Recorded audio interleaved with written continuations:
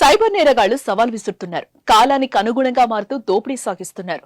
Card మోసాలకు check పట్టడంతో online digital అరెస్టులకు తెరలేపారు.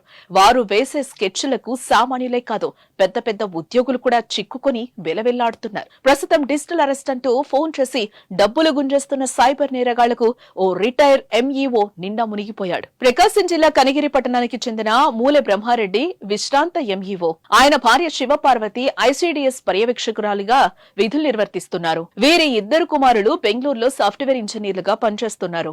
జనవరి 17న బ్రహ్మారెడ్డికి ఓ phone వచ్చింది. ఢిల్లీలో అరెస్ట్ అయిన ఓ నేరస్తుడి నుంచి మీరు 30 లక్షలు తీసుకుంటున్నట్లు మా వద్ద ఆధారాలున్నాయంటూ అవతలి వ్యక్తి బెదిరించాడు. కేసు చాలా రహస్యమైందని ఎవరికీ చెప్పొద్దంటూ హెచ్చరించారు. బ్రహ్మారెడ్డి వాట్సాప్ లో ఇతరులు చాట్ చేసిన రుజువులంటూ కొన్ని ఫోటోలను పంపాడు. అరెస్టు చేయకుండా ఉండాలంటే డబ్బులు ఇవ్వాలని బెదిరించాడు. అయితే తాను తప్పు చేయలేదని తెలిసినా బ్రహ్మారెడ్డి భయపడ్డాడు. ఏదో కేసులో ఇరుక్కుపోతున్నాను, పరువు పోతుందని గుబులతో వారు అడిగినంది ఇవ్వడానికి సిద్ధమయ్యాడు. ఇలా ఎంఈఓ దంపతులు విడతల వారీగా 36 లక్షలు సైబర్ నేరగాళ్లు సూచించిన బ్యాంక్ ఖాతాలో జమ చేశారు.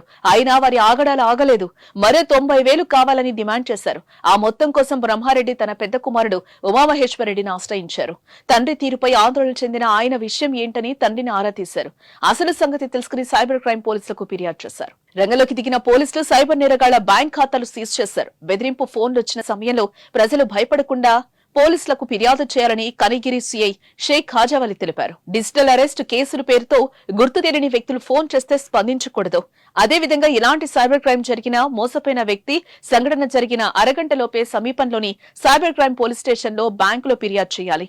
తొలి అరగంటలో ఫిర్యాదుల వల్ల కోల్పోయిన డబ్బును తిరిగి రాబట్టే అవకాశాలుంటాయి. ఈ విషయాన్ని ప్రతి ఒక్కరూ గ్రహించాలి.